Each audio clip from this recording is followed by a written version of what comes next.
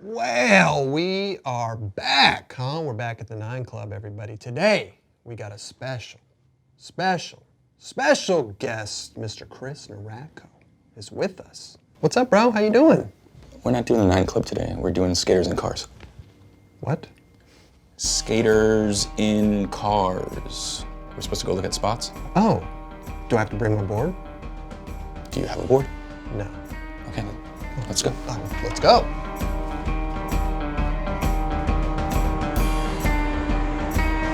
Nice, what is this, Subaru? I don't know what this is. Oh, it's Ford. Ford?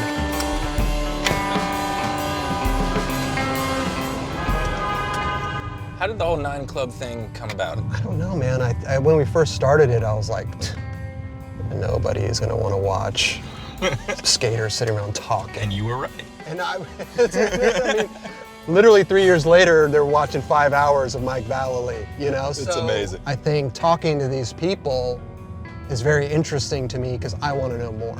I have heard that you do zero research. Yeah. Is that true? That's true, yeah. Now, zero turned into about 5%. So I will just go through what I call bullet points, video parts, and sponsors. In the early days, were there any times where you just flat out didn't even know anything about the person? Dude, I lie through my teeth so much. I mean, you do that in everyday life, right? Yeah. I mean, if we're going in to have coffee and you're too maybe embarrassed to say, I don't know what the you're talking about, you just nod your head and go, oh, wow. Yeah, that's right. See, like, that's the most endearing quality for you in this show, in my opinion, is that, like, you can bullshit me enough that I think Yeah, I you know. know. Right. Because I come from a school where it's all in the research. You already know what they're gonna say, so it's not interesting. You wanna be surprised, Yeah. you know? You've always had the personality, but I've never really fancied you, the interviewer. Me neither. But me having that background, I am honestly, truly impressed with your ability to pull stuff out of people and make people relatable. I appreciate that. To be honest with you, I thought I'd be out of the skate industry by now. Yeah. You know what I mean? Yeah, I mean, life's full of chapters, you know? And chapter 1, growing up, this, that. Chapter 4, sponsor. Chapter 5, pro. I thought by chapter 7 or 8, I'd be like doing something else. Nobody would care to read that chapter. What do you think that chapter would have been? Man, that's a good question, bro. I think that's the age-old question every skater has, right? It's like, a scary question to ask yourself. What would I have been doing, or what do I do after? A lot of skaters don't have skill sets, right. And so they have to go learn something new or sit at a fucking desk job, or, I mean, that's or not even accept it. Right. There's always that tragedy where fellas don't know what to do with themselves. It's, like you said, it is scary, bro. When you skate for a living and you have no worries in the world except for like where's my plane ticket and check me into my hotel room, Yeah. What are you gonna do? It's strange when you find yourself in a store having to pay for things. Looking for my per diem check. You're just so used to everything showing up in a box at your front door. We grew up, here's your plane ticket, get on the plane. Okay, get off the plane, get in this van. Okay, we're going to the hotel, here's your room. Be down in an hour to go eat. You know, okay, we're back at the hotel, we're gonna wake, I'm gonna call you at 10 a.m., we're gonna get up, we're gonna go have breakfast, we're gonna go skate. That was our life. No thoughts of what we have to do. And she waved to you for leaving that little gap open. Very nice. A lot of LA people don't do that. They just go. But yeah, you always joke about like, dude, if I had to go plan a vacation, like where would I go on Expedia? Like, I don't know how would I go about planning this vacation? You know, do I get online? Do I look for hotels? Do I convert to euros? I mean, how do I go about this? All right, where's the first spot we're in? First spot, well, I don't want to go too far, so we'll just go to the sand gaps, right? Oh yeah, you've had a ton of stuff there, right? Yeah. When I say you had a ton of stuff, I mean that's relatively speaking. And Chris Roberts. Listen, man, I didn't leave the West Side too much, bro. If I could avoid the freeways and all that bullshit, I would just. You're like the West Coast Tim O'Connor. I've been told. I've been told. Annual trick. But you know what though? Like there's so many spots, especially, you know, growing up around here, nothing was knobbed. Yeah. It was easy to skate. There wasn't secure. I mean, there was, but you know, it wasn't like now. Nowadays, a new spot pops up and the whole industry's there. The whole greater Los Angeles of skateboarding is there, you know? Are you glad that you don't have to swim in those waters anymore? Oh man, those waters dried up a long time ago, man.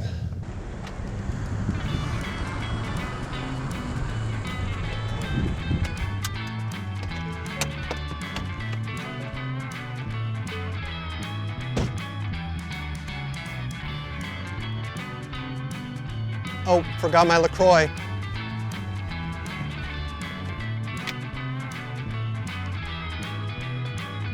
I mean, come on, growing up skating here, look at this, bro. Wait, was this always here? This wasn't here. Nope, they put the palm trees in. That's a skate stopper? Yep, a hell of a skate stopper too. I'd like to see Ty Evans come here with a chainsaw just so somebody can get a trick over it. What do you want to know? I don't know, tell me. I mean, yeah, this is one of those spots from across the country that we only dreamed of coming to.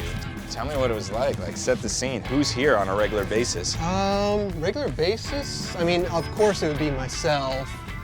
You know, the World guys would show up, Daniel Castillo, all those dudes. And then, I mean, you'd have people traveling the world to come and skate these things. What'd you have here? Not that you like to talk about the tricks you've done. No, I love to talk about the tricks I've done, but there's just so many, you see. Well, I think the one that everybody goes back to is the nollie varial flip over this. Nollie kickflip shove it, whatever you want to call it. The last trick I filmed here was a fakie nose grind, hop over the little gap to switch frontside crook. What are the tricks or lines for you that have gone down here? Well, when I did a nose grind, oh, you're talking about for other people? What really comes to my mind is JB Gillett. I mean, you're talking about switch 5-0, 180s, just the whole, I mean, he would come here to visit and just destroy this place. Keenan, his lines here, you know? Gino, like the world dudes, the blind dudes. So those were my guys. So whenever they would be here, that would be the special moment, you know? It would be like, these dudes are, and then you would sit down and watch, even though they probably hated that. You know, like, yeah. Nobody wants a bunch of dudes sitting around watching them skate. Are we done here? I mean, what else do you want to know, man? I did a lot of shit here. I just can't remember it all. Yeah, we get it. Okay. Let's just go.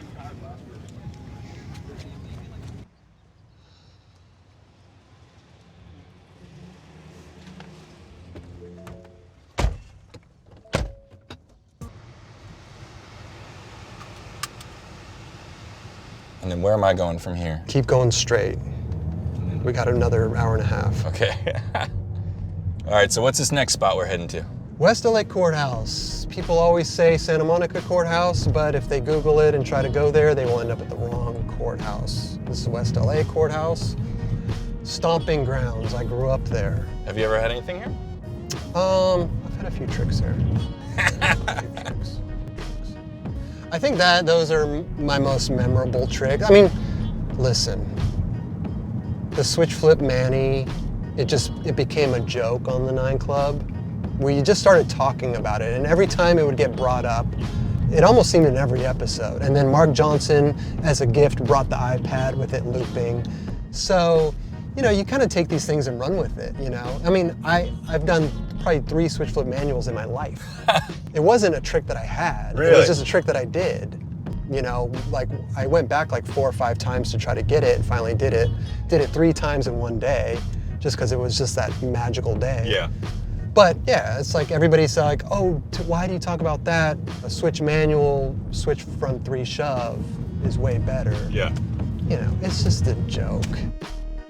But enough about me, man. Let's talk about me. Aside from the sand gaps, this is pretty much my second home to West LA Courthouse. Got many, many skate tickets, many times running from the cops. There's a movie theater over here, the New Art Theater. My buddy used to work there, so I'd run from the cops, dip into the New Art Theater, eat some popcorn, have a Coke. and then wait an hour and then go back and Oh my still God, that's and skate. amazing. Yeah, I skate here now legally, and I'm still looking over my shoulder Yeah, for cops. that's funny. It's like I can't get that out of my system. So this is it, huh? This is one of those legendary spots that didn't make any sense to us back east, that it would just have all this stuff here. Everybody always says, I mean, even I ask those questions too. Did you know that you guys were, you know, skating these iconic, you know, it's like, no, dude, we never really thought about it. We were just out here skating, man. How do we feel about it with the facelift now?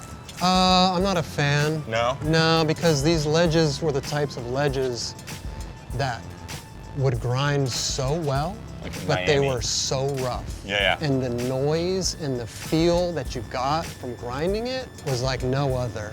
And now you're grinding on ice. Yeah. And it's just not that same feeling. You could take any section of this spot and do an entire episode on it. The ledges, just the short stairs, the fountain. When it comes to the ledges, what's the trick that you think of?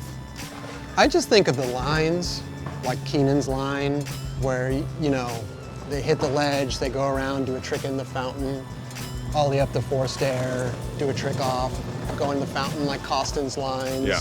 Richard Mulder. I mean, like I said, those were my dudes. I was the kid that was buying shirts and wheels off of Eric Costin and Tim Gavin. You know That's what I gotta be mean? a trip. Oh, yeah. I think I told Gavin later, and he was like, oh yeah, I probably overcharged you. You know, like, but they would be here all the time selling stuff, and I mean, I always had new boards and wheels, and because we wanted to emulate them. Yeah. They looked fresh, you know? I just Think need of to that touch, stage. touch it. All right. I just need to touch it.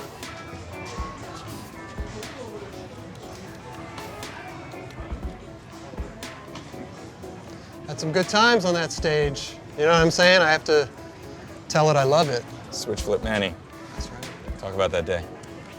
It was cloudy that morning. Woke up, had some coffee.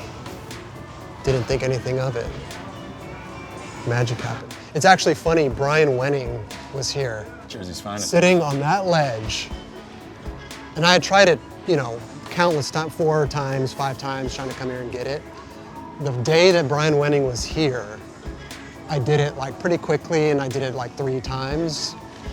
And he's sitting over on the ledge, and I barely knew him. You know, I knew him, but he's sitting over here like, what the f? What the f just happened? You know, Wenning style. Yeah. And I was just like, just the fact that he was here, I was like, that made my day. That's awesome. You know, But this thing has been served up. the amount of tricks that have gone down on here blows my mind. Nick Tucker, tray flip, nose wheelie. To me, that's like impossible. For the height and the amount of distance you have to start, you have to click from, you have to go up and over it. Casey Rigney, nollie heel, nose wheelie, Brad Hayes. I mean, the list is heavy. It's heavy. Nowadays, they do these farmers markets here. So this is my 4 right here. No comply Okay. up it. That's heavy, bro. I thought you were talking about those stairs over there. No. That's some clearance. This was it, man. What'd you have? 5-0 and a nose grind. No touch. It's perfectly balanced. Yeah. Well, I was always a fan of not touching the grinds because I felt like if you're doing a 5-0 and you're not balancing, you're kind of just laying up there. Yeah. Your tail is kind of guiding you through this thing, you know? And to me, balancing was more of a trick and it was more Totally. difficult for me. This was a fun ledge to skate. You would inch your way up. Yeah. You know, you'd wax it and you'd inch your way up. First try, you'd get to here. Second try, you'd get a little further. Third try, you'd fall into the bushes. Fourth try, you'd get, you know what I mean? You started Yeah. inching your way up until you're like, okay, I've got the right speed, maybe a little more wax, and you go. But on the nose grind, you had to be hauling ass. Oh, it's going pretty fast, I think, yeah. But you don't typically skate super fast. No. Did you feel in control? Sometimes. I do feel out of control when you skate fast. Mm-hmm. I like to be in control and feel good, but yeah, I mean, you needed to go fast. Plus, back then, this was like a perfect ledge. Yeah. You know, so wax on it, I mean, it was like ice. You know, you're going. So to be able to get halfway, that was the marker for me. If I can get halfway on this thing, I can go the whole way. Yeah. That nose grind was so epic. Man, I can't believe I did that. I can't believe you did it either. Thank you.